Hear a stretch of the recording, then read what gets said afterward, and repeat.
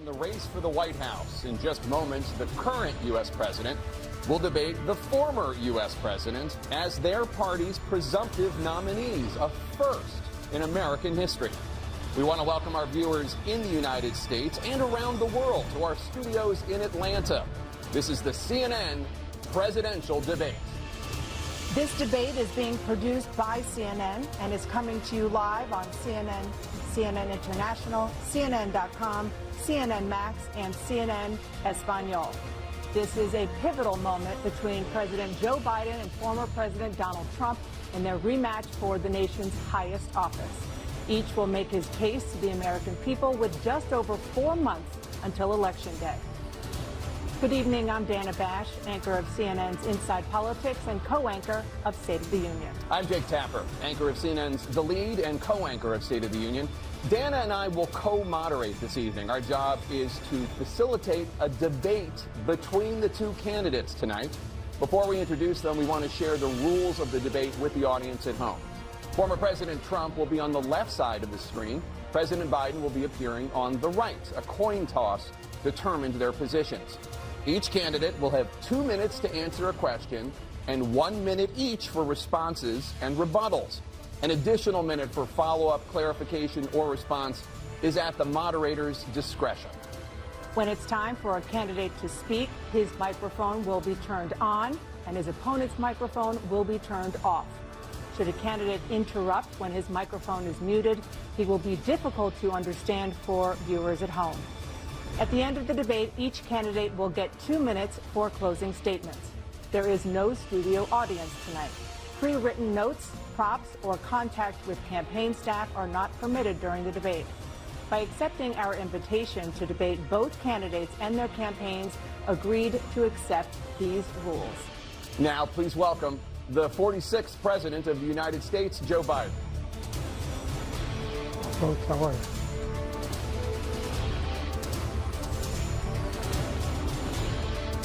Great to be here. Thank you. And please welcome the 45th President of the United States, Donald Trump.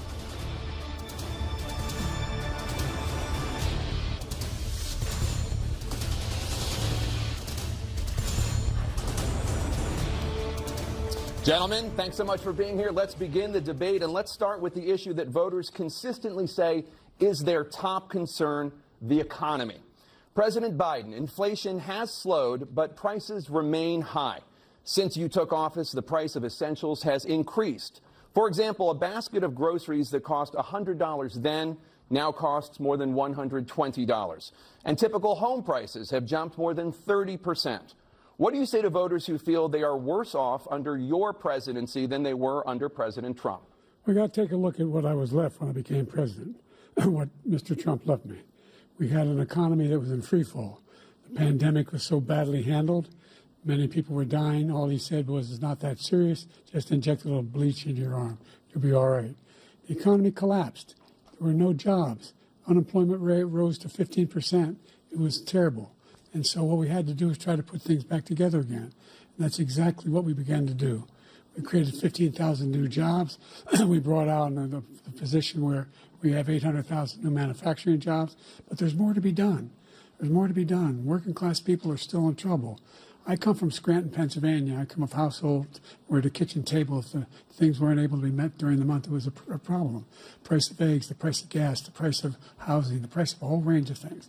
That's why I'm working so hard to make sure I deal with those problems. And we're going to make sure that we reduce the price of housing. We're going to make sure we build 2 million new units. We're going to make sure we cap rents so corporate greed can't take over. The combination, what I was left with in corporate greed, is the reason why we're in this problem right now. In addition to that, we're in a situation where if you take a look at all that was done in his administration, he didn't do much at all. By the time he left, things were in chaos, literally chaos. And so we put things back together. We created, I said, those jobs. We make sure we had a situation where we brought down the price of prescription drugs, which is a major issue for many people, to $15 for an insulin shot as opposed to $400. No senior has to pay more than $200 for any drug, all the drugs they can include beginning next year. And the situation is we're going to make that available to everybody, to all Americans. So we're working to bring down the price of around the kitchen table, and that's what we're going to get done. Thank you. President Trump? We have the greatest economy in the history of our country. We have never done so well. Everybody was amazed by it. Other countries were copying us. We got hit with COVID, and when we did, we spent the money necessary so we wouldn't end up in a Great Depression, the likes of which we had in 1929. By the time we finished, so we did a great job. We got a lot of credit for the economy, a lot of credit for the military, and no wars, and so many other things. Everything was rocking good. But the thing we never got the credit for, and we should have, is getting us out of that COVID mess. He created mandates that was a disaster for our country. But other than that, we had given them back a country where the stock market actually was higher than pre-COVID, and nobody thought that was even possible. The only jobs he created are for illegal immigrants and bounce-back jobs, a bounce-back from the COVID. He has not done a good job. He's done a poor job, and inflation's killing our country. It is absolutely killing us. Thank you. President Biden? Well, look, the greatest economy in the world, he's the only one who thinks that, I think. I don't know anybody else who thinks he had the greatest economy in the world. And, you know, the fact of the matter is that we find ourselves in a situation where his economy, he rewarded the wealthy. He had the largest tax cut in American history, $2 trillion. He raised a deficit larger than any president has in any one term. He's the only president other than Herbert Hoover who's lost more jobs than he had when he began, since Herbert Hoover. The idea that he did something that was significant. And the military, you know, when he was president, they were still killing people in Afghanistan. He didn't do anything about that. When he was president, we were still finding ourselves in a position where you had a notion that we were this safe country. The truth is, I'm the only president this century that doesn't have this decade, that doesn't have any troops dying anywhere in the world like he did. President Trump, I want to follow up if I can. Am I allowed to respond to him? Well, I'm going to ask you a follow-up. You can do whatever you want with the minute that we give you. I want to follow up. You want to impose a 10% tariff on all goods coming into the U.S. How will you ensure that that doesn't drive prices even higher? It's not going to drive them higher. It's just going to cost countries that have been ripping us off for years, like China and many others, in all fairness to China. It's going to just force them to pay us a lot of money, reduce our deficit tremendously, and give us a lot of power for other things. But he made a statement. The only thing he was right about is I gave you the largest tax cut in history. I also gave you the largest regulation cut in history. That's why we had all the jobs. And the jobs went down, and then they bounced back, and he's taking credit for bounce-back jobs. You can't do that. He also said he inherited 9% inflation. No, he inherited almost no inflation, and it stayed that way for 14 months. And then it blew up under his leadership because they spent money like a bunch of people that didn't know what they were doing, and they don't know what they were doing. It was the worst, probably the worst administration in history. There's never been. And as far as Afghanistan is concerned, I was getting out of Afghanistan, but we were getting out with dignity, with strength, with power. He got out. It was the most embarrassing day in the history of our country's life. President Trump, over the last 8 years, under both of your administrations, the national debt soared to record highs. And according to a new nonpartisan analysis, President Trump, your administration approved $8.4 trillion in new debt. So, former President Trump, many of the tax cuts that you signed into law are set to expire next year. You want to extend them and go even further, you say. With the U.S. facing trillion-dollar deficits and record debt, why should top earners and corporations pay even less in taxes than they do now? Because the tax cuts spurred the greatest economy that we've ever seen just prior to COVID. And even after COVID, it was so strong that we were able to get through COVID much better than just about any other country. But we spurred, that tax spurred. Now, when we cut the taxes, as an example, the corporate tax was cut down to 21% from 39%, plus beyond that. We took in more revenue with much less tax, and companies were bringing back trillions of dollars back into our country. The country was going like never before, and we were ready to start paying down debt. We were ready to start using the liquid gold right under our feet, the oil and gas right under our feet. We were going to have something that nobody else has had. We got hit with COVID. We did a lot to fix it. I gave him an unbelievable situation with all of the therapeutics and all of the things that we came up with. We gave him something great. Remember, more people died under his administration, even though we had largely fixed it. More people died under his administration than our administration, and we were right in the middle of it, something which a lot of people don't like to talk about. But he had far more people dying in his administration. He did the mandate, which is a disaster, mandating it. The vaccine went out. He did a mandate on the vaccine, which is the thing that people most objected to about the vaccine. And he did a very poor job, just a very poor job. And I will tell you, not only poor there, but throughout the entire world, we're no longer respected as a country. They don't respect our leadership. They don't respect the United States anymore. We're like a third world nation between weaponization of his election, trying to go after his political opponent. All of the things he's done, we've become like a third world nation, and it's a shame. The damage he's done to our country, and I'd love to ask him, and will, why he allowed millions of people to come in here from prisons, jails, and mental institutions to come into our country and destroy our country. President Trump, we will get to immigration later in this block. President Biden, I want to give you an opportunity to respond to this question about the national debt. He had the largest national debt of any president in a four-year period, number one. Number two, that $2 trillion tax cut benefited the very wealthy. What I'm going to do is fix the tax system. For example, we have 1,000 trillionaires in America. Billionaires in America. And what's happening? They're in a situation where they, in fact, pay 8.2% in taxes. If they just paid 24%, 25%, either one of those numbers, they'd raise $500 billion, I should say, in a 10-year period. We'd be able to wipe out his debt. We'd be able to help make sure that all those things we need to do, child care, elder care, making sure that we continue to strengthen our health care system, making sure that we're able to make every single solitary person eligible for what I've been able to do with the with dealing with everything we have to do with, look, if we finally beat Medicare. Thank you, President Biden. President Trump?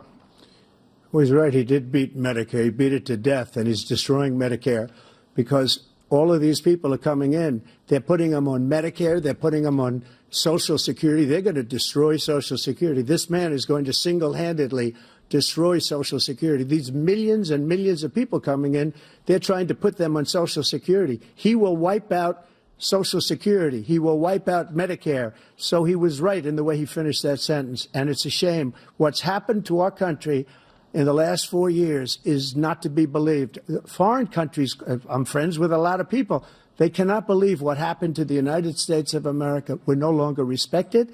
They don't like us. We give them everything they want, and they think we're stupid. They think we're very stupid people. What we're doing for other countries, and they do nothing for us. What this man has done is absolutely criminal. Thank you, President Trump. Dana? This is the first presidential election since the Supreme Court overturned Roe v. Wade. This morning, the court ruled on yet another abortion case, temporarily allowing emergency abortions to continue in Idaho, despite that state's restrictive ban. Former President Trump, you take credit for the decision to overturn Roe v. Wade, which returned the issue of abortion to the states. Correct. However, the federal government still plays a role in whether or not women have access to abortion pills. They're used in about 2/3 of all abortions. As president, would you block abortion medication? First of all, the Supreme Court just approved the abortion pill, and I agree with their decision to have done that, and I will not block it. And if you look at this whole question that you're asking, complex but not really complex. 51 years ago, you had Roe v. Wade, and everybody wanted to get it back to the states. Everybody, without exception. Democrats, Republicans, liberals, conservatives. Everybody wanted it back. Religious leaders. And what I did is I put 3 great Supreme Court justices on the court, and they happened to vote in favor of killing Roe v. Wade and moving it back to the states. This is something that everybody wanted. Now, 10 years ago or so, they started talking about how many weeks and how many this, getting into other things. But every legal scholar throughout the world, the most respected, wanted it brought back to the states. I did that. Now the states are working it out. If you look at Ohio, it was a decision that was an end result that was a little bit more liberal than you would have thought. Kansas, I would say the same thing. Texas is different. Florida is different. But they're all making their own decisions right now. And right now, the states control it. That's the vote of the people. Like Ronald Reagan, I believe in the exceptions. I am a person that believes. And frankly, I think it's important to believe in the exceptions. Some people, you have to follow your heart. Some people don't believe in that. But I believe in the exceptions for rape, incest, and the life of the mother. I think it's very important. Some people don't. Follow your heart. But you have to get elected also. And because that has to do with other things. You got to get elected. The problem they have is they're radical because they will take the life of a child in the 8th month, the 9th month, and even after birth. After birth, if you look at the former governor of Virginia, he was willing to do this. He said, we'll put the baby aside and we'll determine what we do with the baby, meaning we'll kill the baby. What happened is we brought it back to the states, and the country is now coming together on this issue. It's been a great thing. Thank you. President Biden? It's been a terrible thing, what you've done. The fact is that the vast majority of constitutional scholars supported Roe when it was decided. Supported Roe. And that's this idea that they're all against it is just ridiculous. And this is the guy who says the state should be able to have it. We're in a state where in 6 weeks, you don't even know whether you're pregnant or not, but you cannot see a doctor and have him decide on what your circumstances are, whether you need help. The idea that states are able to do this is a little like saying we're going to turn civil rights back to the states, let each state have a different rule. Look, there's so many young women who have been, including a young woman who just was murdered, and he went to the funeral. The idea that she was murdered by an immigrant coming in, they talk about that. But here's the deal. There's a lot of young women who are being raped by their in-laws, by their spouses, brothers and sisters, it's just ridiculous, and they can do nothing about it. And they try to arrest them when they cross state lines. Thank you. There have been many young women murdered by the same people he allows to come across our border. We have a border that's the most dangerous place anywhere in the world, considered the most dangerous place anywhere in the world. And he opened it up, and these killers are coming into our country, and they are raping and killing women. And it's a terrible thing. As far as the abortion is concerned, it is now back with the states. The states are voting. In many cases, it's frankly a very liberal decision. In many cases, it's the opposite. But they're voting, and it's bringing it back to the vote of the people, which is what everybody wanted, including the founders, if they knew about this issue, which, frankly, they didn't. But they would have. Everybody wanted it brought back. Ronald Reagan wanted it brought back. He wasn't able to get it. Everybody wanted it brought back, and many presidents had tried to get it back. I was the one to do it. And again, this gives it the vote of the people, and that's where they wanted it. Every legal scholar wanted it that way. Staying on the topic of abortion, President Biden, 7 states, I'll let you do that. This is the same topic. 7 states have no legal restrictions on how far into a pregnancy a woman can obtain an abortion. Do you support any legal limits on how late a woman should be able to terminate a pregnancy? I supported Roe v. Wade, which had 3 trimesters. The first time is between the woman and the doctor. Second time is between the doctor and an extreme situation. The third time is between the doctor, between the woman and the state. The idea that the politicians, that the founders wanted the politicians to be the ones making decisions about women's health is ridiculous. That's the last. No politician should be making that decision. A doctor should be making those decisions. That's how it should be run. That's what you're going to do. And if I'm elected, I'm going to restore Roe v. Wade. So that means he can take the life of the baby in the 9th month and even after birth, because some states, Democrat run, take it after birth. Again, the former governor of Virginia, put the baby down, then we decide what to do with it. So he's willing to, as we say, rip the baby out of the womb in the 9th month and kill the baby. Nobody wants that to happen, Democrat or Republican. Nobody wants it to happen. That is simply not true. The Roe v. Wade does not provide for that. That's not the circumstance. Only if a woman's life is in danger, she's going to die. That's the only circumstance in which that can happen. But we are not for late-term abortion, period. Period, period. Under Roe v. Wade, you have late-term abortion. You can do whatever you want, depending on the state. You can do whatever you want. We don't think that's a good thing. We think it's a radical thing. We think the Democrats are the radicals, not the Republicans. For 51 years, that was the law. 51 years, constitutional scholarship said it was the right way to go. 51 years, and it was taken away because this guy put very conservative members on the Supreme Court. He takes credit for taking it away. What's he going to do? What's he going to do, in fact, if the MAGA Republicans, he gets elected, and the MAGA Republicans control the Congress, and they pass a universal ban on abortion, period, across the board at 6 weeks or 7 or 8 or 10 weeks, something very, very conservative. Is he going to sign that bill? I'll veto it. He'll sign it. Thank you. Let's turn now to the issue of immigration and border security. President Biden, a record number of migrants have illegally crossed the southern border on your watch. Overwhelming border states and overburdening cities such as New York and Chicago, and in some cases causing real safety and security concerns. Given that, why should voters trust you to solve this crisis? Because we worked very hard to get a bipartisan agreement that not only changed all of that, it made sure that we are in a situation where you had no circumstance where they could come across the border with the number of border police there are now. We significantly increased the number of asylum officers. By the way, the Border Patrol endorsed my position. In addition to that, we found ourselves in a situation where when he was president, he was separating babies from their mothers, putting them in cages, making sure the families were separated. That's not the right way to go. What I've done since I've changed the law, what's happened? I've changed it in a way that now you're in a situation where there are 40% fewer people coming across the border illegally. That's better than when he left office.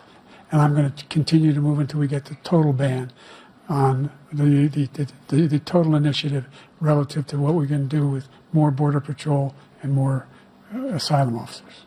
President Trump? I really don't know what he said at the end of that sentence. I don't think he knows what he said either. Look, we had the safest border in the history of our country. The border, all he had to do was leave it. All he had to do was leave it. He decided to open up our border, open up our country to people that are from prisons, people that are from mental institutions, insane asylum, terrorists. We have the largest number of terrorists coming into our country right now, all terrorists, all over the world, not just in South America, all over the world. They come from the Middle East, everywhere. All over the world, they're pouring in. And this guy just left it open. And he didn't need legislation because I didn't have legislation. I said, close the border. We had the safest border in history. In that final couple of months of my presidency, we had, according to Border Patrol, who is great, and by the way, who endorsed me for president, but I won't say that, but they endorsed me for president. Brandon, just speak to him. But look, we had the safest border in history. Now we have the worst border in history. There's never been anything like it. And people are dying all over the place, including the people that are coming up in caravans. Thank you, President Trump. President Biden? The only terrorist who's done anything crossing the border is one who came along and killed three, under his administration, killed an al-Qaeda person come in his administration, killed three American soldiers. That's the only terrorist that's there. I'm not saying that no terrorist ever got through, but the idea they're emptying their prisons, we're welcoming these people, that's simply not true. There's no data to support what he said. Once again, he's exaggerating, he's lying. President Trump, staying on the topic of immigration, you've said that you're going to carry out, quote, the largest domestic deportation operation in American history, unquote. Does that mean that you will deport every undocumented immigrant in America, including those who have jobs, including those whose spouses are citizens, and including those who have lived here for decades? And if so, how will you do it? Just 1 second. He said we killed 3 people. The people we killed are al-Baghdadi and Soleimani, the 2 greatest terrorists, biggest terrorists anywhere in the world, and it had a huge impact on everything, not just border, on everything. He's the one that killed people with the bad water, including hundreds of thousands of people dying, and also killing our citizens when they come in. We are living right now in a rat's nest. They're killing our people in New York, in California, in every state in the union, because we don't have borders anymore. Every state is now a border. And because of his ridiculous, insane, and very stupid policies, people are coming in and they're killing our citizens at a level that we've never seen. We call it migrant crime. I call it Biden migrant crime. They're killing our citizens at a level that we've never seen before. And you're reading it like these 3 incredible young girls over the last few days.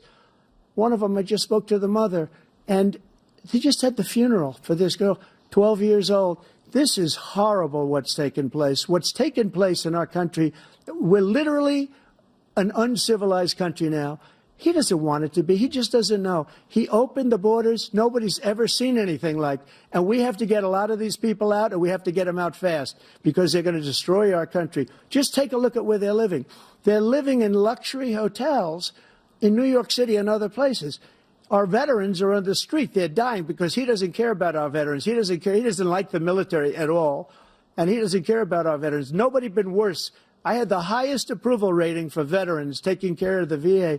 He has the worst. He's gotten rid of all the things that I approved, choice that I got through Congress, all of the different things I approved, they abandoned. We had by far the highest, and now it's down in less than half because he's done all these great things that we did, and I think he did it just because I approved it, which is crazy.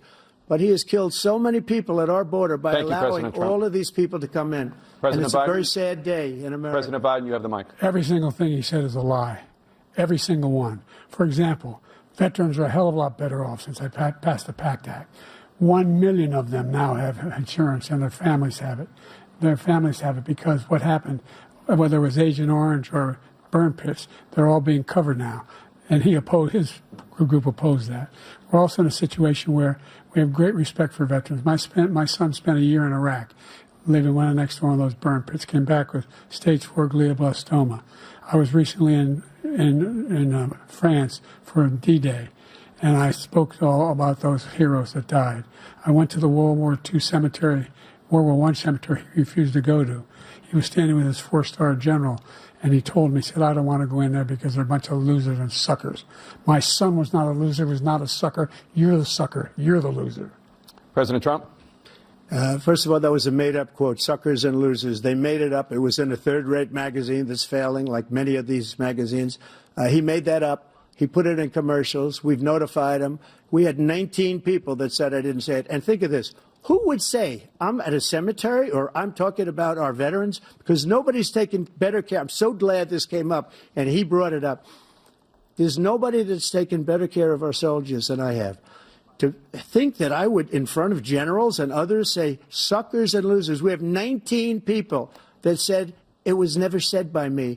It was made up by him, just like Russia was made up, just like the 51 intelligence agents are made up, just like the new thing with the 16 economists are talking. It's the same thing. 51 intelligence agents said that the laptop was Russia disinformation. It wasn't. That came from his son, Hunter. It wasn't Russia disinformation. He made up the suckers and losers, so he should apologize to me right now. 4-star general standing to your side who was on your staff who said you said it, period. That's number one. And number two, the idea that I have to apologize to you for anything along the line. We've done more for veterans than any president has in American history. And they now are in their family. The only sacred obligation we have as a country is to care for our veterans when they come home and their families and equip them when they go to war. That's what we're doing. That's what the VA is doing now. They're doing more for veterans than ever before in our history. All right. Thank you so much. Let's move to the topic of foreign policy. I want to begin with Russia's war against Ukraine, which is now in its third year. Former President Trump, Russian President Vladimir Putin says he'll only end this war if Russia keeps the Ukrainian territory it has already claimed and Ukraine abandons its bid to join NATO. Are Putin's terms acceptable to you? First of all, our veterans and our soldiers can't stand this guy. They can't stand him. They think he's the worst commander-in-chief, if that's what you call him, that we've ever had. They can't stand him. So let's get that straight. And they like me more than just about any of them.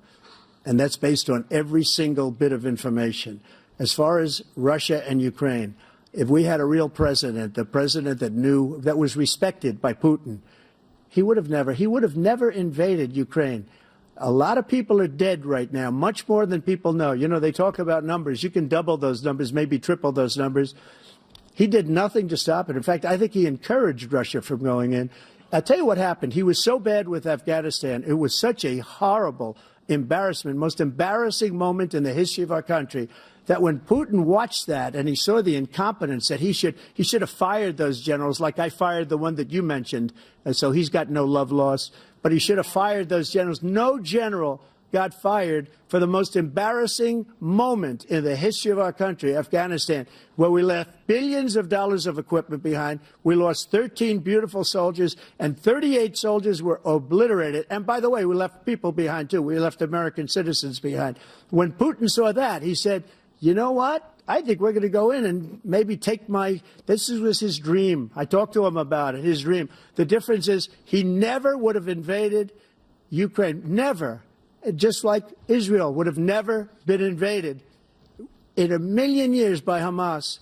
You know why? Because Iran was broke with me. I wouldn't let anybody do business with them. They ran out of money. They were broke. They had no money for Hamas. They had no money for anything. No money for terror. That's why you had no terror at all during my administration. This place, the whole world is blowing up under him. President Biden? I've never heard so much malarkey in my whole life. Look, the fact of the matter is that we're in a situation where, let's take the last point first. Iran attacked American troops, caused brain damage for a number of these troops, and he did nothing about it. Recently, not when he was president. They attacked. He said they're just having headaches. That's all it is. He didn't do a thing when the attack took place, number one. Number two, we got over 100,000 Americans and others out of Afghanistan during that airlift. Number three, we found ourselves in a situation where, if you take a look at what Trump did in Ukraine, this guy told Trump, do whatever you want, do whatever you want. And that's exactly what Trump did to Putin, encourage him, do whatever you want. And he went in. And listen to what he said when he went in. He was going to take Kyiv in 5 days, remember? Because it's part of the old Soviet Union. That's what he wanted to reestablish, Kyiv. And he, in fact, didn't do it at all. He wasn't able to get it done. And they've lost thousands and thousands of troops, 500,000 troops. President Trump, I never come back said to you that. For 1 minute. I just want to go back to my original question, which is, are Putin's terms acceptable to you? Keeping the territory in Ukraine? Acceptable. No, they're not acceptable. But look, this is a war that never should have started. If we had a leader in this war, he led everybody along. He's given $200 billion now or more to Ukraine. He's given $200 billion. That's a lot of money. I don't think there's ever been anything like it. Every time that Zelensky comes to this country, he walks away with $60 billion. He's the greatest salesman ever. And I'm not knocking him. I'm not knocking anything. I'm only saying the money that we're spending on this war, and we shouldn't be spending, it should have never happened. I will have that war settled between Putin and Zelensky as president-elect before I take office on January 20th. I'll have that war settled. People being killed so needlessly, so stupidly, and I will get it settled, and I'll get it settled fast before I take office. President Biden, you have a minute. The fact is that Putin is a war criminal. He's killed thousands and thousands of people. And he has made one thing clear. He wants to reestablish what was part of the Soviet Empire, not just a piece. He wants all of Ukraine. That's what he wants. And then do you think he'll stop there? Do you think he'll stop when if he takes Ukraine? What do you think happens to Poland? What do you think of Belarus? What do you think happens to those NATO countries?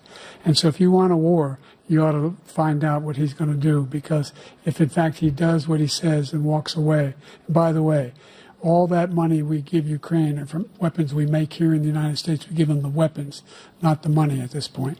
And our NATO allies have produced as much funding for Ukraine as we have. That's why we're strong. Thank you. Moving on to the Middle East. In October, Hamas attacked Israel, killing more than 1,000 people and taking hundreds of hostages. Among those held and thought to still be alive are 5 Americans.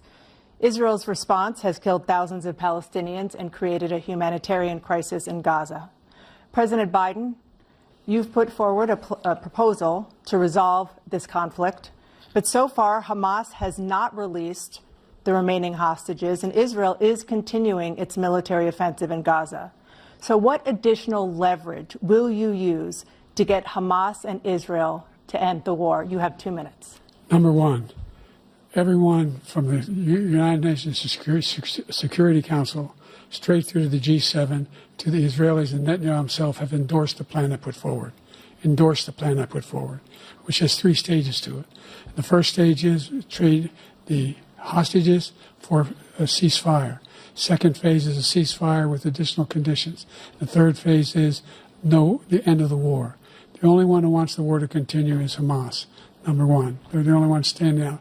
We're still pushing hard to get them to accept. In the meantime, what's happened In Israel, we're finding that the only thing I've denied Israel was 2,000-pound bombs. They don't work very well in populated areas. They kill a lot of innocent people. We're providing Israel with all the weapons they need and when they need them. And by the way, I'm the guy that organized the world against Iran when they had a full-blown intercontinental ballistic missile attack on Israel. No one was hurt. No one Israeli was accidentally killed, and it just stopped. We saved Israel. We are the biggest producer of support for Israel of anyone in the world. And so there are two different things. Hamas cannot be allowed to be continued. We continue to send our experts and our intelligence people as to how they can get Hamas like we did bin Laden. You don't have to do it. And by the way, they've been greatly weakened, Hamas, greatly weakened, and they should be. They should be eliminated. But you've got to be careful for using certain weapons among population centers. Just going back to Ukraine for 1 second. We have an ocean separating us. The European nations together have spent $100 billion, or maybe more than that, less than us. Why doesn't he call them and say, you got to put up your money like I did with NATO? I got them to put up hundreds of billions of dollars. The Secretary General of NATO said Trump did the most incredible job I've ever seen. They wouldn't have any. They were going out of business. We were spending almost 100% of the money was paid by us. He didn't do that. He's getting all. You got to ask these people to put up the money. We're over $100 billion more spent, and it has a bigger impact on them because of location, because we have an ocean in between. You got to ask them. As far as Israel and Hamas, Israel's the one that wants to go. He said the only one that wants to keep going is Hamas. Actually, Israel is the one, and you should let him go and let him finish the job. He doesn't want to do it. He's become like a Palestinian, but they don't like him because he's a very bad Palestinian. He's a weak one. President Biden, you have a minute. I've never heard so much foolishness. This is a guy who wants to get out of NATO. You're going to stay in NATO? He's going to pull out of NATO. The idea that we have, our strength lies in our alliances as well. It may be a big ocean, but we're ever able to avoid a war in Europe, a major war in Europe? What happens if, in fact, you have Putin continue to go into NATO? We have an Article 5 agreement. Attack on one is attack on all. You want to start the nuclear war he keeps talking about, go ahead. Let Putin go in and control Ukraine and then move on to Poland and other places. See what happens then. He has no idea what the hell he's talking about.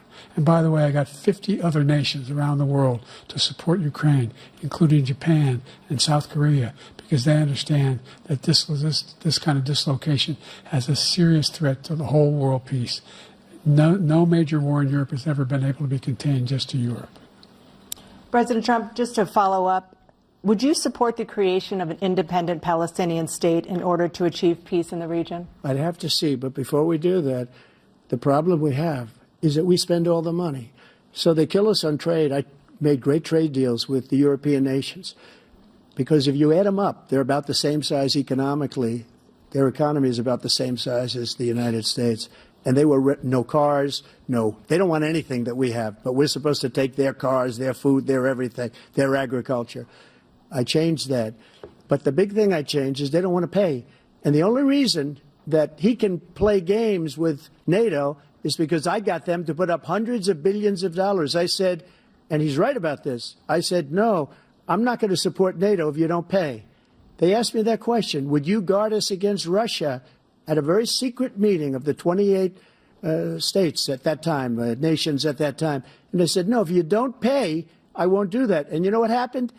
Billions and billions of dollars came flowing in the next day and the next months. But now we're in the same position. We're paying everybody's bills. Let's turn to the issue of democracy. Former President Trump, I want to ask you about January 6, 2021. After you rallied your supporters that day, some of them stormed the Capitol to stop the constitutionally mandated counting of electoral votes. As president, you swore an oath to, quote, preserve, protect, and defend, unquote, the Constitution. What do you say to voters who believe that you violated that oath through your actions and inaction on January 6th and worry that you'll do it again? Well, I don't think too many believe that. And let me tell you about January 6th. On January 6th, we had a great border. Nobody coming through, very few. On January 6th, we were energy independent. On January 6th, we had the lowest taxes ever. We had the lowest regulations ever. On January 6th, we were respected all over the world. All over the world, we were respected. and then he comes in, and we're now laughed at. We're like a bunch of stupid people. What happened to the United States' reputation under this man's leadership is horrible, including weaponization, which I'm sure at some point you'll be talking about, where he goes after his political opponent because he can't beat him fair and square. You have 80 seconds left. My question was, what do you say to those voters who believe that you violated your constitutional oath through your actions and inaction on January 6, 2021, and worry that you'll do it again? Well, I didn't say that to anybody. I said peacefully and patriotically. And Nancy Pelosi, if you just watched the news from 2 days ago, on tape to her daughter, who's a documentary filmmaker, they say, but she's saying, oh, no, it's my responsibility. I was responsible for this. Because I offered her 10,000 soldiers or National Guard, and she turned them down. And the mayor in writing, by the way, the mayor, in writing, turned it down, the mayor of D.C. They turned it down. I offered 10,000 because I could see, I had virtually nothing to do. They asked me to go make a speech. I could see what was happening. Everybody was saying they're going to be there on January 6th. They're going to be there. And I said, you know what? There's a lot of people coming. You could feel it. You could feel it, too, and you could feel it. And I said, they ought to have some National Guard or whatever. And I offered it to her. And she now admits that she turned it down. And it was the same day she was, I don't know, she can't be very happy with her daughter because it made her into a liar. She said, I take full responsibility for January 6th. President Biden? Look, he encouraged those folks to go up on Capitol Hill, number one. I sat in the dining room off the Oval Office. He sat there for 3 hours watching, begging, being begged by his vice president and a number of his colleagues on the Republican side as well to do something, to call for a stop, to end it. Instead, they talked about these people being patriots and great patrons of America. In fact, he says he'll now forgive them for what they've done. They've been convicted. He says he wants to commute their sentences and say that no. But he went to every single court in the nation. I don't know how many cases, scores of cases, including the Supreme Court, and they said, no, this guy is responsible for doing what was done. He did do a damn thing, and these people should be in jail, and they should be the ones who are being held accountable. And he wants to let them all out. And now he says if he loses again, such a whiner that he is, that it could be a bloodbath. Thank you, President Biden. President Trump? What they've done to some people that are so innocent, you ought to be ashamed of yourself. What you have done, how you've destroyed the lives of so many people. When they ripped down Portland, when they ripped down many other cities, you go to Minnesota, Minneapolis, what they've done there, with the fires all over the city. If I didn't bring in the National Guard, that city would have been destroyed. When you look at all of they took over big chunks of Seattle. I was all set to bring in the National Guard. They heard that. They saw them coming, and they left immediately. What he said about this whole subject is so off. Peacefully patriotic. One other thing. The Unselect Committee, which is basically two horrible Republicans that are all gone now, out of office, and Democrats, all Democrats, they destroyed and deleted all of the information they found because they found out we were right. We were right. And they deleted and destroyed all of the information. They should go to jail for that. If a Republican did that, they'd go to jail. Thank you, President Trump. President Biden, I want to give you a minute. The only person on this stage is a convicted felon is the man I'm looking at right now. And the fact of the matter is, what he's telling you is simply not true. The fact is that there was no effort on his part to stop what was going on up in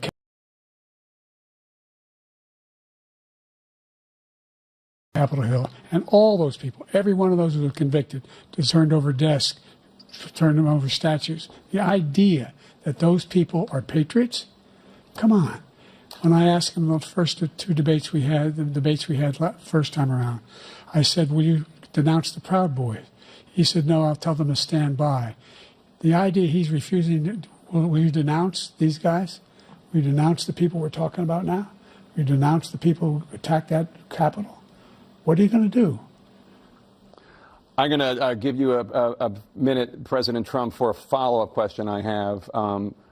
After a jury convicted you of 34 felonies last month, you said if reelected, you would, quote, have every right to go after, unquote, your political opponents. You just talked about members of the Select Committee on January 6th going to jail. Your main political opponent is standing on stage with you tonight. Can you clarify exactly what it means about you feeling you have every right to go after your political opponents? Well, I said my retribution is going to be success. We're going to make this country successful again, because right now it's a failing nation. My retribution is going to be success. But when he talks about a convicted felon, his son is a convicted felon at a very high level. His son is convicted, going to be convicted probably numerous other times. Should have been convicted before, but his Justice Department let the statute of limitations lapse on the most important things. But he could be a convicted felon as soon as he gets out of office. Joe could be a convicted felon with all of the things that he's done. He's done horrible things. All of the death caused at the border, telling the Ukrainian people that we're going to want $1 billion or you change the prosecutor. Otherwise, you're not getting $1 billion. If I ever said that, that's quid pro quo. That we're not going to do anything. We're not going to give you $1 billion unless you change your prosecutor having to do with the son. This man is a criminal. This man, you're lucky. You're lucky. I did nothing wrong. We'd have a system that was rigged and disgusting. I did nothing wrong. Thank you, President Trump. President Biden, you have said, I'm coming right to you, sir. You want to respond? Go ahead. I'll give you a minute to respond. The idea that I did anything wrong relative to what you're talking about is outrageous. It's simply a lie, number one. Number two, the idea that you have a right to seek retribution against any American just because you're president is wrong. It's simply wrong. No president's ever spoken like that before. No president in our history has spoken like that before. Number three, the crimes that you are still charged with, and think of all the civil penalties you have. How many billions of dollars do you owe in civil penalties for molesting a woman in public, for doing a whole range of things, of having sex with a porn star on the night while your wife was pregnant? I mean, what are you talking about? You have the morals of an alley cat. Give you a minute, sir. I didn't have sex with a porn star, number one. Number two, that was a case that was started and moved. They moved a high-ranking official, a DOJ, into the Manhattan DA's office to start that case. That case is going to be appealed and won. We had a very terrible judge, a horrible judge, Democrat. The prosecutor were all high-ranking Democrats, appointed people, and both the civil and the criminal. He basically went after his political opponent because he thought it was going to damage me. But when the public found out about these cases, because they understand it better than he does, he has no idea what these cases are. But when they found out about these cases, you know what they did? My poll numbers went up, way up. You know that because you're reporting it. And we took in more money in the last 2 weeks than we've ever taken in the history of any campaign. I don't think any campaign has ever taken. Hundreds of millions of dollars came pouring in because the public knows it's a scam, and it's a guy that's after his political opponent because he can't win fair and square. Thank you, President Trump. President Biden, you have said, quote, Donald Trump and his MAGA Republicans are determined to destroy American democracy. Do you believe that the tens of millions of Americans who are likely to vote for President Trump will be voting against American democracy? The more they know about what he's done, yes. The more they know about what he's done. And there's a lot more coming. He's got a lot of cases down the road coming around. He's got a whole range of issues he has to face. I don't know what the juries will do, but I do know he has a real problem. And so the fact that, could you ever think you heard any president say that I'm going to seek retribution? Do you ever hear any president say that I thought Hitler had some good ideas? What got me involved to run in the first place after my son had died, I decided in Iraq, because of Iraq, I said I wasn't going to run again until I saw what happened in Charlottesville, Virginia. People coming out of the woods carrying swastikas on torches, and singing the same anti-Semitic bile they sang when back in Germany. And the young woman got killed. I spoke to the mother, and they asked him. They said, "What do you think of those people? The ones who got killed, the one who tried to stop it, and the ones," he said, "I think they're fine people on both sides."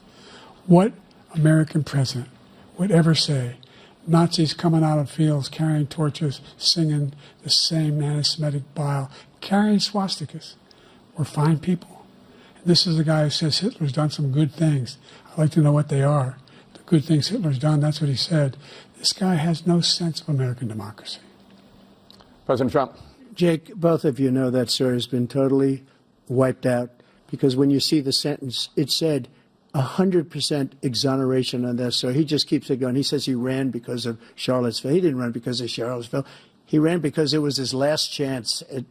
He's not equipped to be president. You know it, and I know it. It's ridiculous. We have a debate. We're trying to justify his presidency. His presidency, he's without question the worst president, the worst presidency in the history of our country. We shouldn't be having a debate about it. There's nothing to debate. He made up the Charlottesville story, and you'll see it's debunked all over the place. Every reasonable anchor has debunked it. And just the other day it came out where it was fully debunked. It's a nonsense story. He knows that, and he didn't run because of Charlottesville. He used that as an excuse to run. President Biden? And debunked. It happened. All you have to do is listen to what was said at the time. And the idea that somehow that's the only reason I ran because I was worried a guy like this guy could get elected. If he thought they were good people coming out of that forest, carrying those woods, carrying those torches, then he didn't deserve to be president. Didn't deserve to be president at all. And the idea that he's talking about all this being fabricated, we saw with our own eyes. We saw what happened on January 6th. We saw the people breaking through the windows. We saw people occupying his own vice president. Look, there's a reason why 40 of his 44 top cabinet officers refused to endorse him this time. His vice president hasn't endorsed him this time. So why? Why? They know him well. They serve with him. Why are they not endorsing him? Thank you, President Biden. We're going to be right back with more from the CNN presidential debate.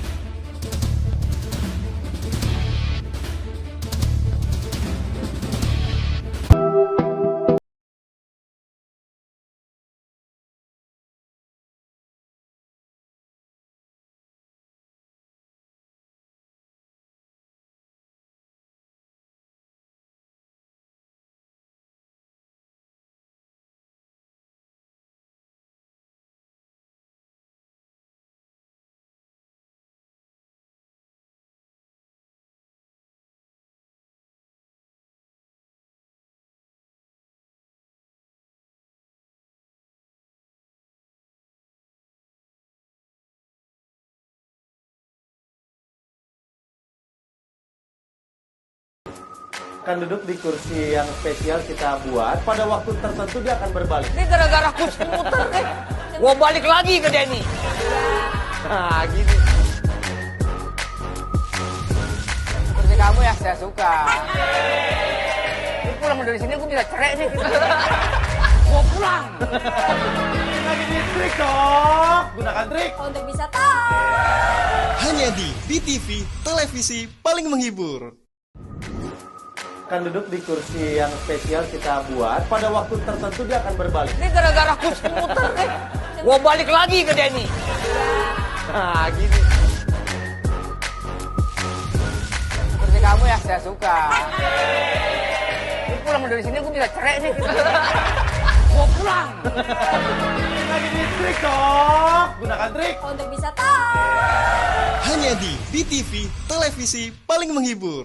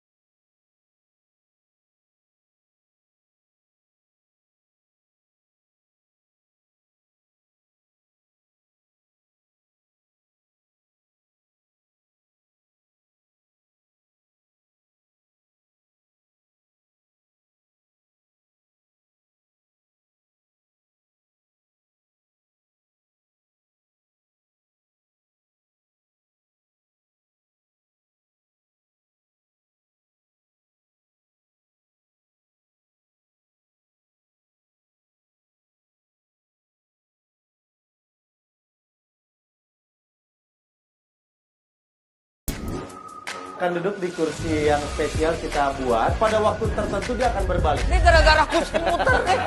Gua balik lagi ke Denny. Nah, gini. Seperti kamu ya, saya suka. Ini pulang dari sini gue bisa cerai nih. Gua pulang. Lagi di trik dong. Gunakan trik. Untuk bisa tahu. Hanya di IDtv, televisi paling menghibur. Kan duduk di kursi yang spesial kita buat. Pada waktu tertentu dia akan berbalik. Ini gara-gara kursi muter nih. Gua balik lagi ke Denny. Nah, gini. Kursi kamu ya saya suka. Ini pulang dari sini gue bisa cerai nih. Gua pulang. Lagi di trik dong. Gunakan trik. Untuk bisa tahu. Hanya di BTV, televisi paling menghibur. Debate live from Georgia. Let's talk about persistent challenges you both faced in your first terms and you'd certainly face again in a second term. President Biden, while black unemployment dropped to a record low under your presidency, black families still earn far less than white families. Black mothers are still 3 times more likely to die from pregnancy-related causes, and black Americans are imprisoned at 5 times the rate of white Americans. What do you say to black voters who are disappointed that you haven't made more progress? They acknowledge they made a lot of progress, number one. The fact of the matter is there's more small black businesses that have been started than any time in history. Number two, the wages of black unemployment is the lowest level it's been in a long, long time. Number three, we're trying to provide housing for black Americans and dealing with the segregation that exists among these corporations that collude to keep people out of their houses. And in addition to that, we find that the impact on the choice that black families have to make relative to child care is incredibly difficult. When we did the first major piece of legislation in the past, I was able to reduce black child care costs. I cut them in half. We got to make sure we provide for child care costs. We got to make sure, because when you provide those child care protections, you increase economic growth because more people can be in the job market. So there's more to be done, considerably more to be done.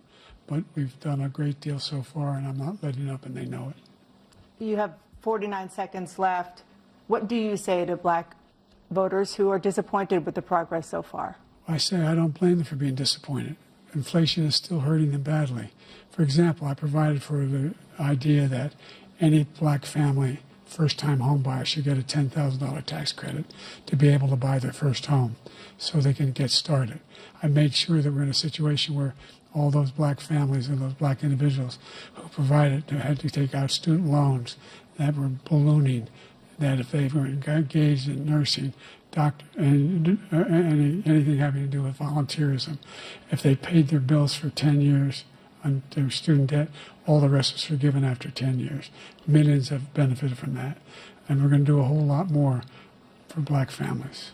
Thank you, President Trump.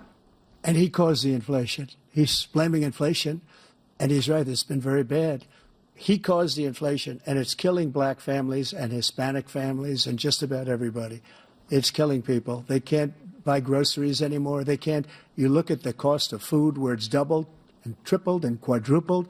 They can't live. They're not living anymore. He caused this inflation. I gave him a country with essentially no inflation. It was perfect. It was so good. All he had to do is leave it alone. He destroyed it with his Green New Scam and all this money that's being thrown out the window. He caused inflation. As sure as you're sitting there, the fact is that his big kill on the black people is the millions of people that he's allowed to come in through the border. They're taking black jobs now, and it could be 18, it could be 19, and even 20 million people. They're taking black jobs, and they're taking Hispanic jobs, and you haven't seen it yet, but you're going to see something that's going to be the worst in our history. Thank you. President Biden? There was no inflation when I became president. You know why? The economy was flat on its back. 15% unemployment. He decimated the economy, absolutely decimated the economy. That's why there was no inflation at the time. There were no jobs. We provided thousands of millions of jobs for individuals who are in all communities, including minority communities. We made sure that they have health insurance. We have covered, the ACA has increased. I made sure that they're $8,000 per person in a family to get written off for health care. But this guy wants to eliminate that. They tried 50 times. He wants to get rid of the ACA again, and they're going to try again if they win. You find ourselves in a position where the idea that we're not doing any, I put more We put more police on the street than any administration has. He wants to cut the cops. We're providing for equity and making sure people have a shot to make it. There's a lot going on, but in inflation, he caused it by his tremendous malfeasance in the way he handled the pandemic. Thank you. Another persistent challenge is the climate crisis.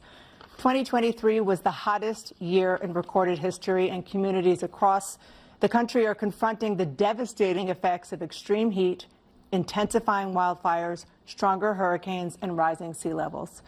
Former President Trump, you've vowed to end your opponent's climate initiatives, but will you take any action as president to slow the climate crisis? Well, let me just go back to what he said about the police, how close the police are to him. Almost every police group in the nation from every state is supporting Donald J. Trump. Almost every police group.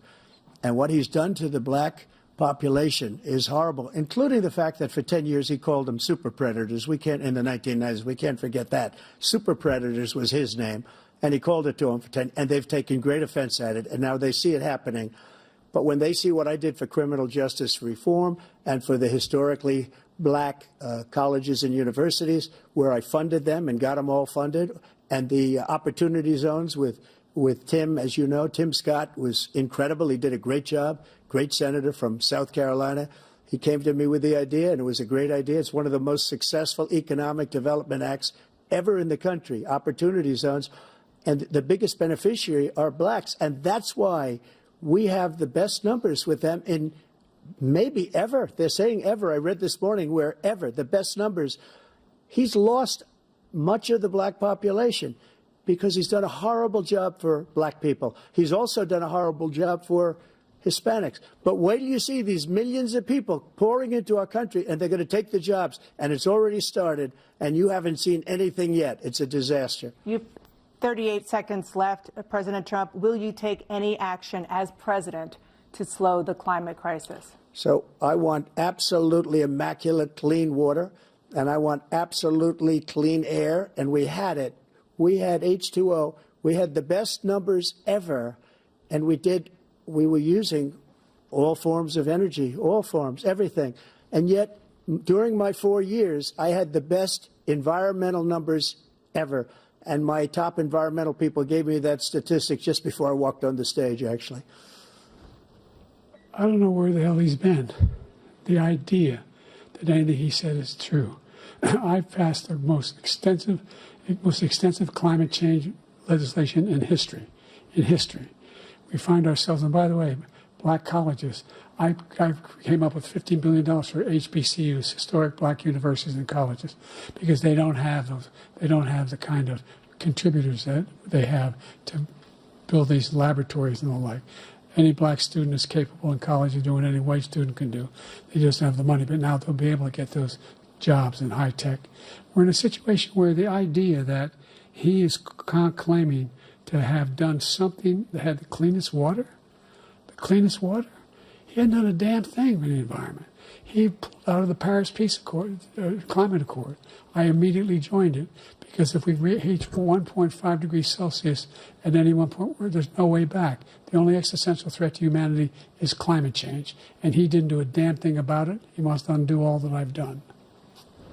The Paris Accord was going to cost us $1 trillion, and China nothing, and Russia nothing, and India nothing. It was a ripoff of the United States. And I ended it because I didn't want to waste that money because they treat us horribly. We were the only ones who was costing us money. Nobody else was paying into it. And it was a disaster. But everything that he said just now, I'll give you an example. I heard him say before insulin. I'm the one that got the insulin down for the seniors. I took care of the seniors.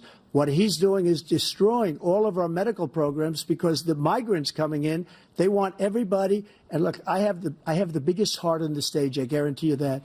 And I want to take care of people. But we're destroying our country. They're taking over our schools, our hospitals, and they're going to be taking over Social Security. He is destroying Social Security, Medicare, and Medicaid.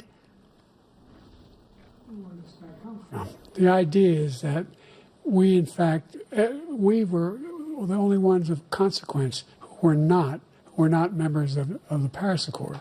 How can we do anything? We're not able to, the United States can't get its pollution under control. One of the largest polluters in the world, number one. We're making significant progress. By 2035, we will have cut pollution in half. We have made significant progress, and we're continuing to make progress. We set up a climate corps for thousands of young people who learn how to deal with climate, just like the Peace Corps. And we're moving in directions that are going to significantly change the elements of cause of pollution. But the idea that he claims that he has the biggest heart up here and he's really concerned about pollution and about climate, I've not seen any indication of that. And by the way, with regard to prescription drugs, one company agreed that they would reduce the price to $35, which I was calling for, one, voluntarily. I made sure every company in the world, every pharmaceutical company, cannot have to pay. Thank you. And by the way, so every day, millions of Americans struggle just to make ends meet. For many older Americans, Social Security provides a critical lifeline. President Biden, if nothing is done to Social Security, seniors will see their benefits cut in just over 10 years. Will you name tonight one specific step that you're willing to take to keep Social Security solvent? yes, make the very wealthy begin to pay their fair share. Right now, everybody making under $170,000 pays 6% of their income, of their paycheck, every single time they get a paycheck from the time of the first one they get when they're 18 years old. The idea that they're going to, I've been proposing that everybody, the millionaires pay 1%. So no one I would not raise the cost of Social Security for anybody under $400,000. After that, I began to make the wealthy begin to pay their fair share by increasing from 1% beyond to be able to guarantee the program for life. So you still have 82 seconds left. Are there any other measures that you think that would be able to help keep Social Security solvent, or is that one enough? Well, no, that one enough will keep it solvent. But the biggest thing I'll do if we defeat this man, because he wants to get rid of Social Security. He thinks there's plenty to cut in Social Security. He's wanting to cut Social Security and Medicare, both times. And and if you look at the program put forward by the House Republican caucus that I believe supports, is in fact want to cut it as well. The idea that we don't need to protect our seniors is ridiculous. And by the way, the American public has greater health care coverage today than ever before. And on the ACA, as I said, you're in a circumstance where 400,000 people, 40 million people would not have insurance because they have a pre-existing condition. The only thing that allows them to have that insurance is the fact that they, in fact, are part of the ACA. And by the way, the other thing is, we're in a situation where I talk about education for black communities. I've raised the amount of money for Pell Grants by another $8,000. So anybody making under $70,000 a year is going to be able to get $15,000 toward their tuition. He just doesn't know what he's talking about. Thank you, President Biden. President Trump. So I've dealt with politicians all my life. I've been on this side of the equation for the last 8 years. I've never seen anybody lie like this guy. He lies. I've never seen it. He can look you in the face. About so many other things, too. And we mentioned the laptop. We mentioned Russia, Ukraine. Everything he does is a lie. It's misinformation and disinformation. The losers and suckers story that he made up is a total lie on the military. It's a disgrace. But Social Security, he's destroying it because millions of people are pouring into our country, and they're putting them onto Social Security. They're putting them onto Medicare, Medicaid. They're putting them in our hospitals. They're taking the place of our citizens. What they're doing to the VA, to our veterans, is unbelievable. Our veterans are living in the street, and these people are living in luxury hotels. He doesn't know what he's doing, and it's really coming back. I've never seen such anger in our country before. President Biden? The idea that veterans are not being taken care of, I told you before. And by the way, when I said suckers and losers, he acknowledged after that he fired that general. That general got fired because he's the one that acknowledged that that's what he said. He was the one standing with Trump when he said it, number one. Number two, the idea that we're going to be in a situation where all these millions and millions, the way he talks about it, illegal aliens are coming into the country and taking away our jobs.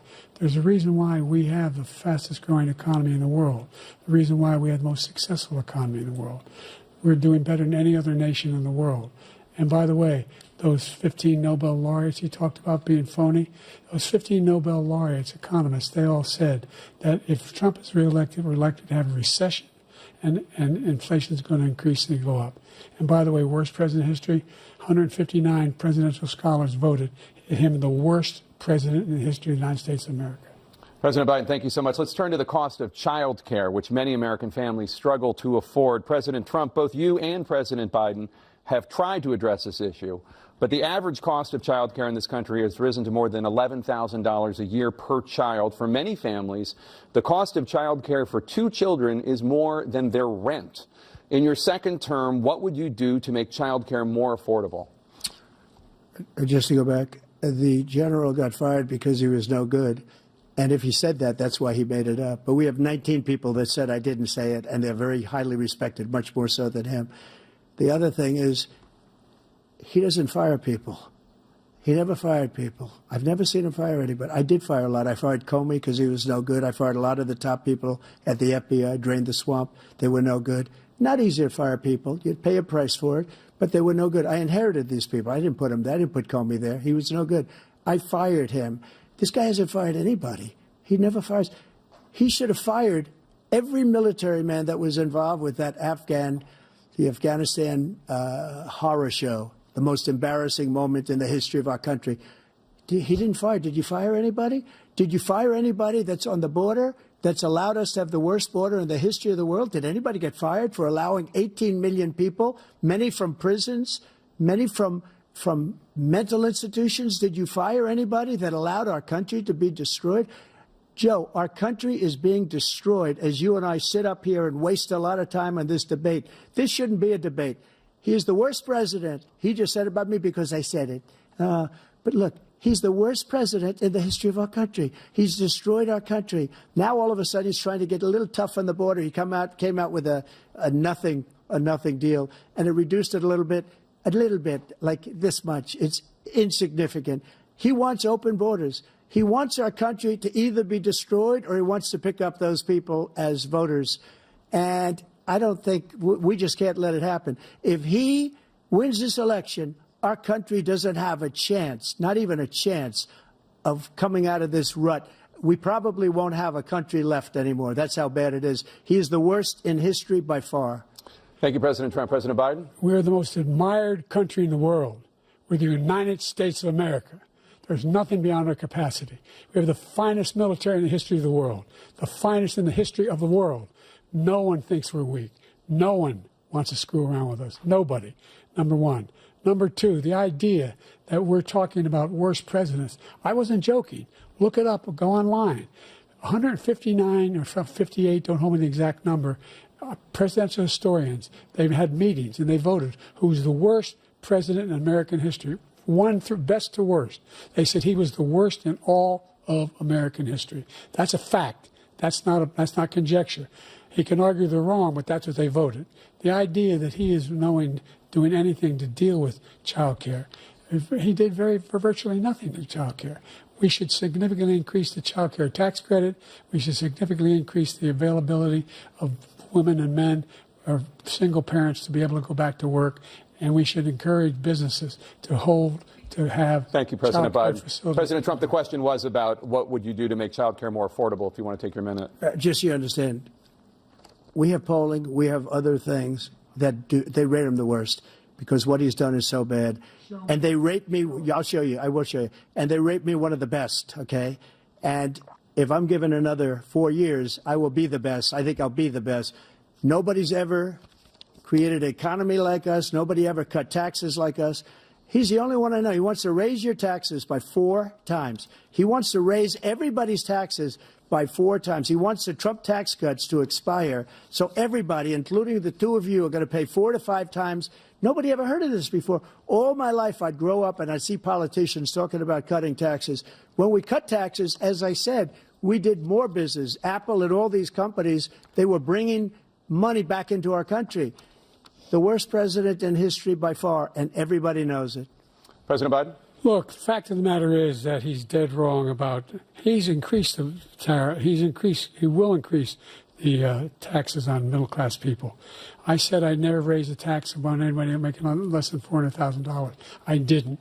But this tariff is 10% tariffs. Everything coming in the country, you know what the economists say? That's going to cost the average American $2,500 a year more, because they're going to have to pay the difference in food and all the things that are very important. Number two, he's in a situation where he talks about how he has not raised, he somehow helped the middle class. The middle class have been devastated by you. Now you want a new tax cut of $5 trillion over the next 10 years, which is going to fundamentally bankrupt the country. You had the largest deficit of any president in American history, number one. Number two, you have not, in fact, made any contact, any progress with China.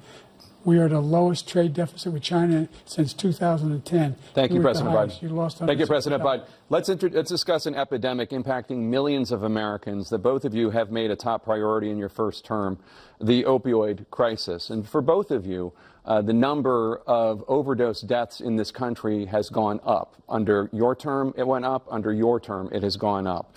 Former President Trump, despite the efforts that both of you have made, more than 100,000 Americans are dying from overdoses every year, primarily from fentanyl and other opioids. What will you do to help Americans right now in the throes of addiction who are struggling to get the treatment they need? To finish up, we now have the largest deficit in the history of our country under this guy. We have the largest deficit with China. He gets paid by China. He's a Manchurian candidate. He gets money from China. So I think he's afraid to deal with them or something. But do you notice he never took out my tariffs, because we bring in so much money with the tariffs that I imposed on China. He never took them away. He can't, because it's too much money. It's tremendous. And we saved our steel industries, and there was more to come, but he hasn't done that. But he hasn't cut the tariffs because he can't, because it's too much money. But he's got the largest deficit in the history of our country, and he's got the worst situation with China. China's going to own us if you keep allowing them to do what they're doing to us as a country. They are killing us as a country, Joe, and you can't let that happen. You're destroying our country. So, President Trump, you have 67 seconds left. The question was, what are you going to do to help Americans in the throes of addiction right now who are struggling to get the treatment they need? Jake, we were doing very well at addiction until the COVID came along. We had the 2.5, almost 3 years of like nobody's ever had before, any country, in every way. And then we had to get tough. And it was the drugs pouring across the border it started to increase. We got great equipment. We bought the certain dog that's the most incredible thing that you've ever seen, the way they can spot it. We did a lot, and we were getting very low numbers, very, very low numbers. Then he came along. The numbers, have you seen the numbers now? It's not only the 18 million people that I believe is even low, because the gotaways, they don't even talk about gotaways.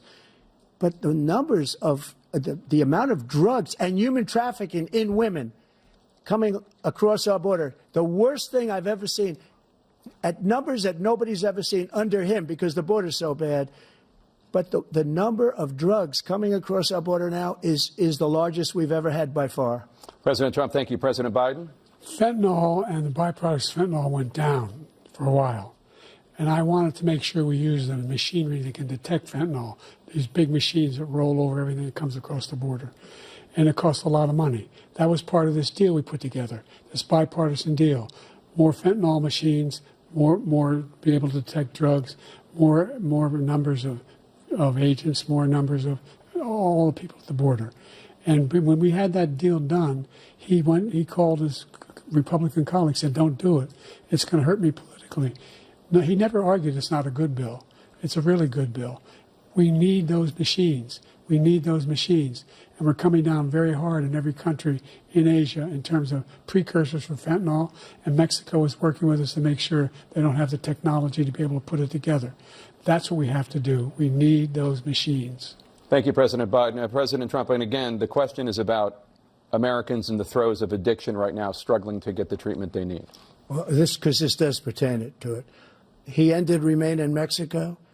He ended catch and release. I made it catch and release in Mexico, not catch and release here. We had so many things that we had done, hard negotiations with Mexico, and I got it all for nothing. It's just like when you have a hostage. We always pay $6 billion for a hostage. Every time we say it's a hostage. Now we have a hostage, a Wall Street Journal reporter. I think, a good guy. And he's over there because Putin is laughing at this guy, probably asking for billions of dollars for the reporter. I will have him out very quickly as soon as I take office. Before I take office, I said by literally as soon as I win the election, I will have that reporter out. He should have had him out a long time ago. But Putin's probably asking for billions and billions of dollars because this guy pays it every time. We had 2 cases where we paid $6 billion for 5 people. I got 58 people out, and I paid essentially nothing. Thank you, President Trump. Dana? Let's turn to concerns that voters have about each of you. President Biden, you would be 86 at the end of your second term. How do you address concerns about your capability to handle the toughest job in the world well into your 80s? Well, first of all, I spent half my career being criticized being the youngest person in politics. I was the second youngest person ever elected to the United States Senate, and now I'm the oldest. This guy's 3 years younger and a lot less competent. I think that just look at the record. Look at what I've done. Look how I've turned around the horrible situation he left me. As I said, 15 million new jobs, 800,000 manufacturing jobs, more investment in America, over billions of dollars in private investment in enterprises that we are growing. By the way, we brought an awful lot of people. Well, the whole idea of computer chips, we used to have 40% of the market. We invented those chips, and we lost it because he was sending people to find the cheapest jobs overseas and then bring home a product. So I went to South Korea. I convinced Samsung to invest billions of dollars here in the United States. And guess what? Those fabs, they call them, to build these chips, those fabs pay over $100,000. You don't need a college degree for them. And there's billions, about $40 billion already being invested and being built right now in the United States, creating significant jobs for Americans from all over the world. President Biden, you have 40 seconds left. Would you like to add anything? Yeah, I would. The idea that somehow we are this failing country. I never heard a president talk like this before. We're the envy of the world. Name me a single major country president who wouldn't trade places with the United States of America for all our problems and all our opportunities. We're the most progressive country in the world in getting things done. We're the strongest country in the world. We're a country in the world who keeps our word, and everybody trusts us, all of our allies, and those who he coddles up to, from Kim Jong-un, who he sends love letters to, and Putin, etc. They don't want to screw around with us. Thank you. Former President Trump, to follow up, you would be 82 at the end of your second term.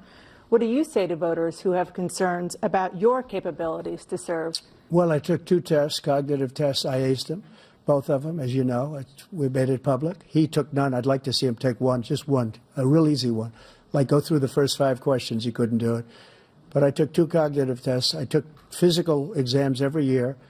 And, you know, we knock on wood wherever we may have wood, that I'm in very good health. I just won 2 club championships, not even senior, 2 regular club championships. To do that, you have to be quite smart, and you have to be able to hit the ball a long way, and I do it. He doesn't do it. He can't hit a ball 50 yards. He challenged me to a golf match. He can't hit a ball 50 yards. I think I'm in very good shape. I feel that I'm as in good a shape as I was 25, 30 years ago. Actually, I'm probably a little bit lighter, but I'm in as good a shape as I was years ago. I feel very good. I feel the same. But I was willing to take a cognitive test. And you know what? If I didn't do well, I aced him. Dr. Ronnie Jackson, who's a great guy when he was White House doctor. And then I took another one, a similar one. And one of them said they'd never seen anybody ace him. Thank you. President Biden? You can see he is 6'5" and only 223 pounds, or 235 pounds. You never said it was 6'4". Well, you said 6'4", 200. Well, anyway, anyway, just take a look at what he says he is and take a look at what he is. Look, I'd be happy to have a driving contest with him. The reason I got my handicap, which when I was vice president, down to a 6. But by the way, I told you before, I'm happy to play golf with you if you carry your own bag. Think you can do it? That's the biggest lie. He's a 6 handicap of all. I was an 8 handicap. Yeah. 8. Never. But I had, you know how many? I've seen you swing. I know you swing. Let's not act like children. President Trump, we're going to 21 turn Let's not act like children. You to are a a child. specific concern that voters have about you. Will you pledge tonight that once all legal challenges have been exhausted, that you will accept the results of this election, regardless of who wins, and you will say right now that political violence in any form is unacceptable? Well, I shouldn't have to say that, but of course I believe that. It's totally unacceptable. And if you would see my statements that I made on Twitter at the time, and also my statement that I made in the Rose Garden, you would say it's one of the strongest statements you've ever seen. In addition to the speech I made in front of, I believe, the largest crowd I've ever spoken to, and I will tell you, nobody ever talks about that. They talk about a relatively small number of people that went to the Capitol, and in many cases were ushered in by the police. And as Nancy Pelosi said, it was her responsibility, not mine. She said that loud and clear. But the answer is, if the election is fair, free, and I want that more than anybody. And I'll tell you something. I wish he was a great president, because I wouldn't be here right now. I'd be at one of my many places enjoying myself. I wouldn't be under indictment because I wouldn't have been his political opponent, because he indicted me because I was his opponent. I wish he was a great president. I would rather have that. I wouldn't be here. I don't mind being here. But the only reason I'm here is he's so bad as a president that I'm going to make America great again. We're going to make America great again. We're a failing nation right now. We're a seriously failing nation. And we're a failing nation because of him. His policies are so bad. His military policies are insane. They're insane. These are wars that will never end with him. He will drive us into World War III, and we're closer to World War III than anybody can imagine. We are very, very close to World War III, and he's driving us there. And Kim Jong-un and President Xi of China, Kim Jong-un of North Korea, all of these, Putin, they don't respect him. They don't fear him. They have nothing going with this gentleman, and he's going to drive us into World War III. You want a World War III, let him follow and win, and let Putin say, do what you want, NATO. Just do what you want. There's a thing called Article 5. An attack on one is an attack on all, and required response. The idea, I can't think of a single major leader in the world who wouldn't trade places with the job I've done and what they've done. Because we are a powerful nation. We have wonderful people. It's because of the people, not me. It's because of the American people. They're capable of anything, and they step up when they're needed. And right now, we're needed. We're needed to protect the world because our own safety is at stake. And again, you want to have a war, just let Putin go ahead and take Kyiv, make sure they move on, see what happens in Poland, Hungary, and other places along that border. Then you have a war.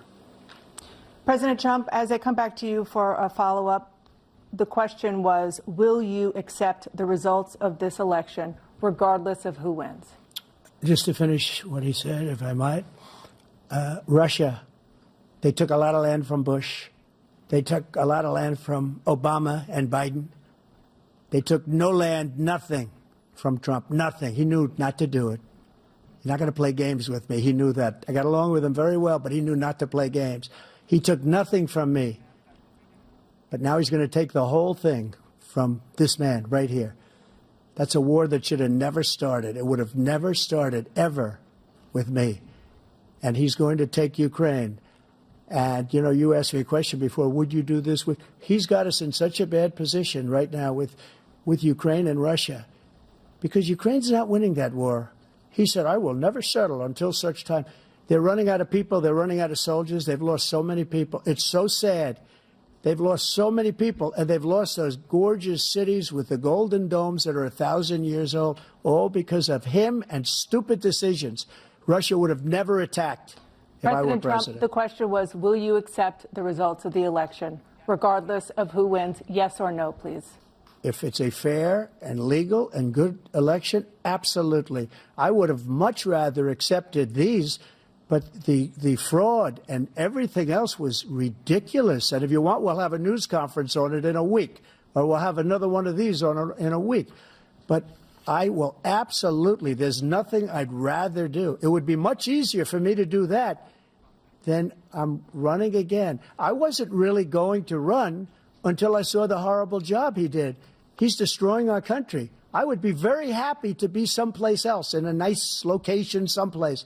And again, no indictments, No political opponent stuff, because it's the only way he thinks he can win. But unfortunately, it's driven up my numbers and driven them up to a very high level because the people understand it. Well, let's see what your numbers are when this election is over. Let's see. You're a whiner. When you lost the first time, you continued, you appealed and appealed to courts all across the country. Not one single court in America said any of your claims had any merit, state or local, none. But you continue to provoke this lie about somehow there's all this misrepresentation, all this stealing. There is no evidence of that at all. And I tell you what, I doubt whether you'll accept it because you're such a whiner. The idea if you lose again, you accepting anything, you can't stand the loss. Something snapped in you when you lost the last time. We'll be right back with more from the CNN presidential debate, live from Georgia.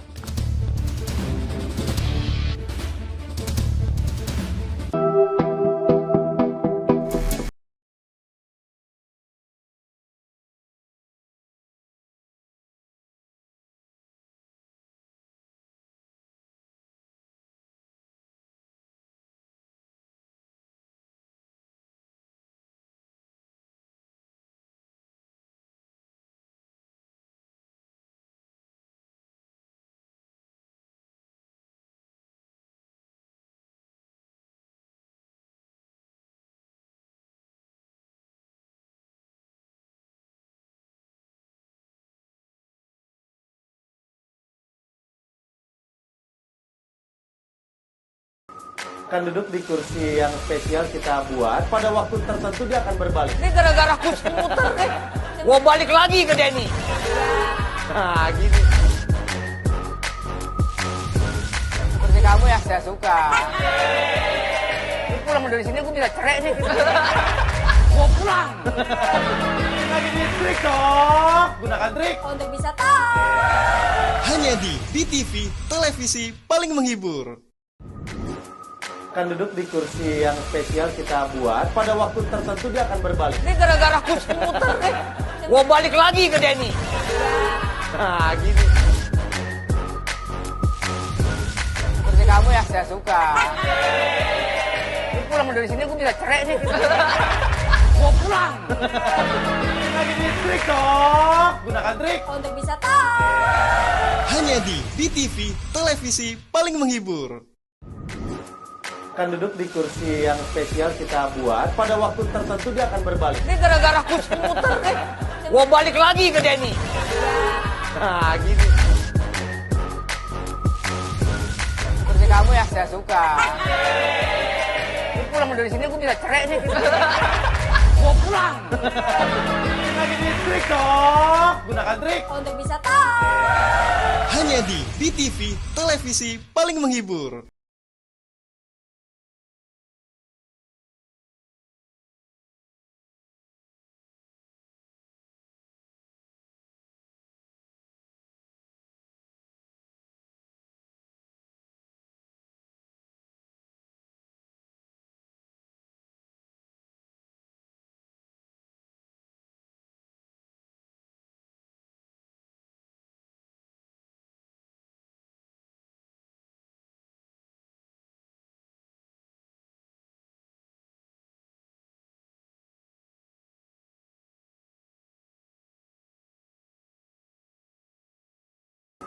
Akan duduk di kursi yang spesial kita buat. Pada waktu tertentu dia akan berbalik. Ini gara-gara kursi muter nih. Gua balik lagi ke Denny. Nah, gini. Kursi kamu ya saya suka. Ini pulang dari sini gue bisa cerai nih. Gua pulang. Lagi di trik dong. Gunakan trik. Untuk bisa tahu. Hanya di BTV, televisi paling menghibur. Akan duduk di kursi yang spesial kita buat. Pada waktu tertentu dia akan berbalik. Ini gara-gara kursi muter nih. Gua balik lagi ke Denny. Nah, gini. It is now time for the candidates to deliver their closing statements as predetermined by a coin toss. We're going to begin with you, President Biden. You have 2 minutes. We've made significant progress from the debacle that was left by President Trump in his last term. find ourselves in a situation where, number one, we have to make sure that we have a fair tax system. I ask anyone out there in the audience, or anyone out watching this debate, do you think the tax system is fair? The fact is that I said nobody even making under $400,000 had a single penny increase in their taxes, and will not. And if I'm reelected, that'll be the case again. But this guy has increased your taxes because of the deficit. Number one, he's increased inflation because of the debacle he left after the way he handled the pandemic. And he finds himself in a position where he now wants to tax you more by putting a 10% tariff on everything that comes into the United States of America.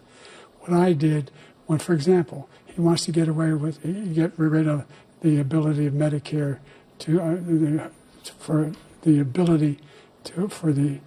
us to be able to negotiate drug prices with the big pharma companies. Well, guess what? We got it down to $35 for insulin instead of $400. No more than $2,000 for every senior, no matter how much prescription they need. You know what that did? That reduced the federal debt by $160 billion over 10 years because the government doesn't have to pay the exorbitant prices.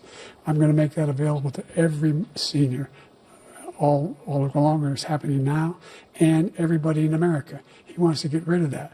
I'm going to make sure that we have child care.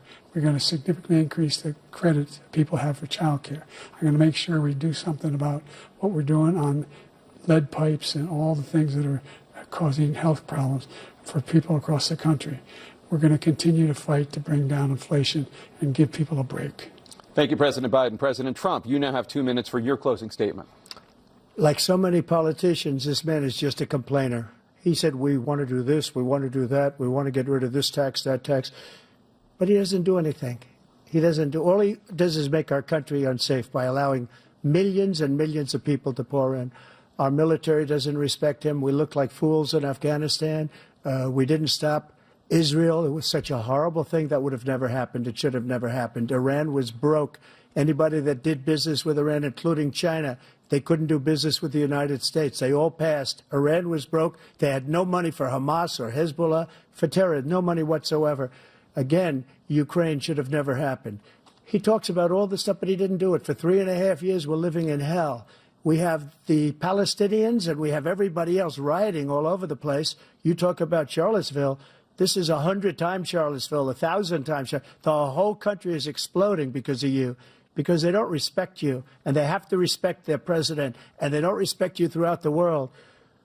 What we did was incredible. We rebuilt the military. We got the largest tax cut in history, the largest regulation cut in history. The reason he's got jobs is because I cut the regulations that gave jobs, but he's putting a lot of those regulations back on. All of the things that we've done, nobody's never seen anything like. Even from a medical standpoint, right to try, where we can try space-age materials instead of going to Asia or going to Europe and trying to get when you're terminally ill. Now you can go and you can get something. You sign a document. They've been trying to get it for 42 years. But you know what we did for the military was incredible. Choice for our soldiers, where our soldiers, instead of waiting for 3 months to see a doctor, can go out and get themselves fixed up and readied up and take care of themselves, and they're living. And that's why I had the highest approval rating in the history of the VA. So all of these things, we're in a failing nation, but it's not going to be failing anymore. We're going to make it great again. Thank you, former President Trump, President Biden. Stay with us because we have full analysis of this debate. Anderson Cooper and Aaron Burnett starts now on CNN.